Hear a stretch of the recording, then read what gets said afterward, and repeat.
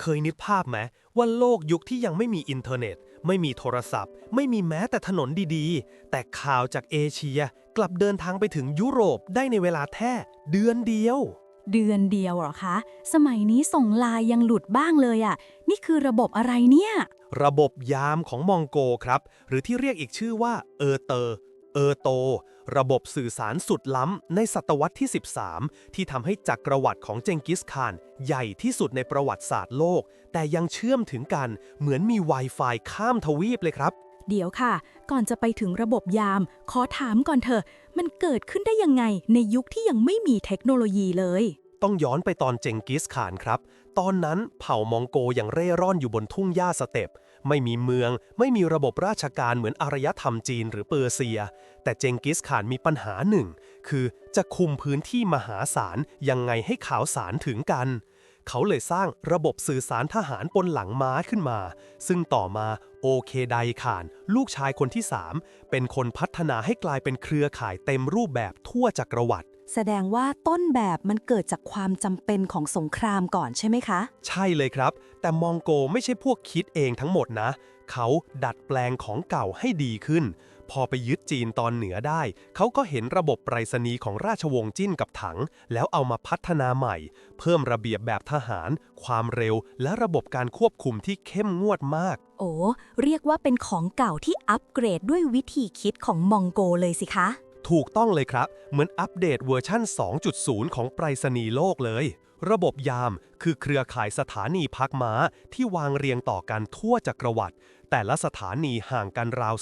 30-60 กิโลเมตร ระยะที่ม้าวิ่งเต็มแรงได้พอดี เหมือนวิ่งผลัดบนหลังม้าเลยสิคะ เป๊ะเลยครับ คนส่งสารที่เรียกว่ายามชิจะขี่ม้าเต็มสปีดไปยังสถานีถัดไป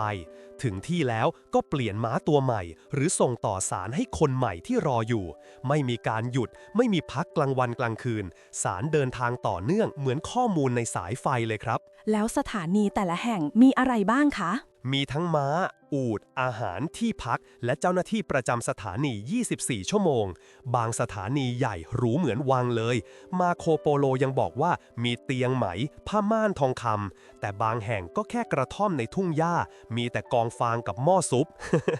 แล้วมันเร็วขนาดไหนกันแน่คะ เอกสารร่วมสมัยบอกว่า ข้อความในระบบยามเดินทางได้เฉลี่ยวันละ 200 ถึง 300 กิโลเมตร ข่าวจากมองโกเลียถึงยุโรปใช้เวลาแค่ 4 ถึง 6 สัปดาห์เท่านั้นเอง เปรียบเทียบกับ Pony Express ของอเมริกาในอีก 600 ปีต่อมา ยังเร็วพอๆกันเลยครับ 200 กิโลต่อวันในศตวรรษที่ 13 นี่มัน 5G ยุคกลางชัด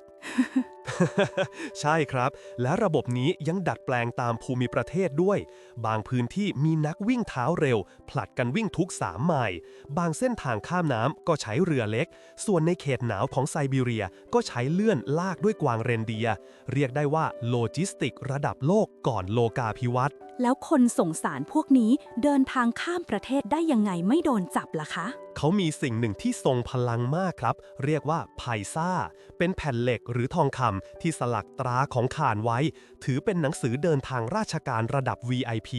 ผู้ถือไพซ่ามีสิทธิ์ใช้ม้า อาหาร และที่พักจากสถานียามฟรีทุกแห่ง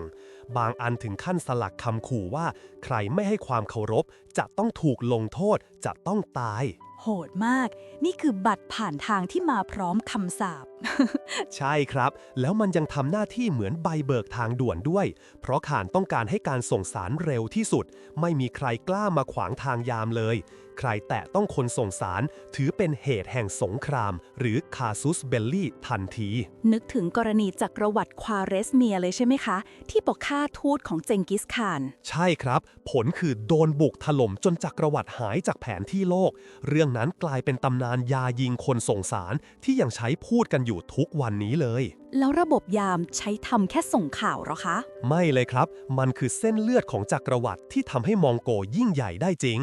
1. ด้านการทหาร ส่งคำสั่งและข่าวกองทัพจากศูนย์กลางไปแนวหน้าได้รวดเร็ว 2. ด้านการปกครอง เจ้าหน้าที่ที่ถือไพซ่าเดินทางทั่วอาณาจักรได้ฟรี ส่งกฎหมาย เก็บภาษี แต่งตั้งผู้ว่าการได้เร็วมาก 3. ด้านเศรษฐกิจและวัฒนธรรม เส้นทางเดียวกันนี้กลายเป็นเส้นทางสายไหมยุคใหม่ พ่อค้าที่ได้รับอนุญาตใช้ยามเดินทางค้าขายอย่างปลอดภัยทำให้ยุค Pax Mongolica หรือสันติภาพมองโกเกิดขึ้นจริง กลายเป็นว่าระบบทหารกลับกลายเป็นระบบการค้าด้วยเนอะ ถูกต้องครับ เส้นทางทหารกลายเป็นเส้นทางการค้าข้ามทวีป ของจากยุโรปไปจีน ของจากจีนไปเปอร์เซีย ความรู้เทคโนโลยีศิลปะศาสนาแลกเปลี่ยนกันหมดเลย ระบบยามนี่แหละคือตัวกลางของโลกาภิวัตน์ยุคแรก ฟังดูยิ่งใหญ่ แต่เบื้องหลังนี่ต้องมีต้นทุนแน่เลยใช่ไหมคะ แน่นอนครับ เหรียญมี2 ด้านเสมอ ระบบยามไม่ได้สร้างด้วยงบหลวง แต่มาจากแรงของชาวบ้านที่อยู่ตามเส้นทาง พวกเขาต้องจัดหาม้า อาหารเสบียง แรงงาน โดยไม่ได้เงิน เรียกว่าสวยยาม มูนุส บางคนโดนเจ้าหน้าที่รีดไถ หรือยึดของเกินสิทธิ์ จนมีนักวิชาการยุคหลังใช้คำว่า hospitality หมายถึงการต้อนรับที่แฝงความเป็นพยาบาท เพราะความสะดวกของคนมีอำนาจเกิดจากความเหนื่อยของชาวบ้านนั่นเอง โอ้มันทั้งยิ่งใหญ่และโหดร้ายในเวลาเดียวกันเลยนะคะ ใช่ครับ เหมือนสันติภาพที่สร้างจากความกลัว ระบบยามมีประสิทธิภาพเพราะทุกคนกลัวจะถูกลงโทษตามกฎหมายยาซ่าขานประกาศชัดว่าใครไม่เชื่อฟังคำสั่งถึงตาย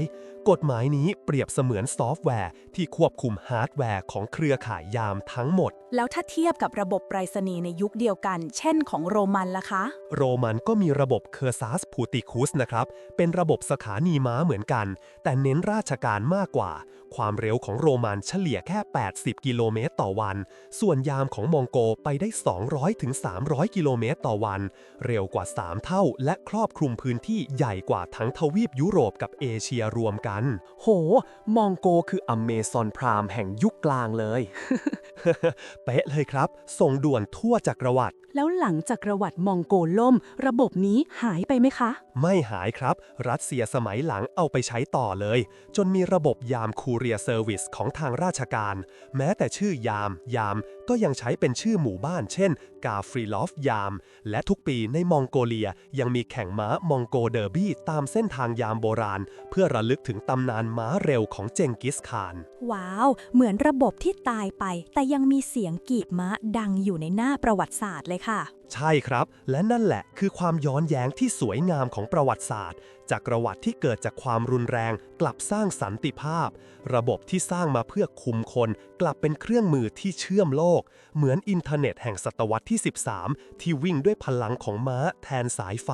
ถ้าคุณชอบเรื่องราวสนุกๆ ได้สาระ เปิดมุมมองใหม่แบบนี้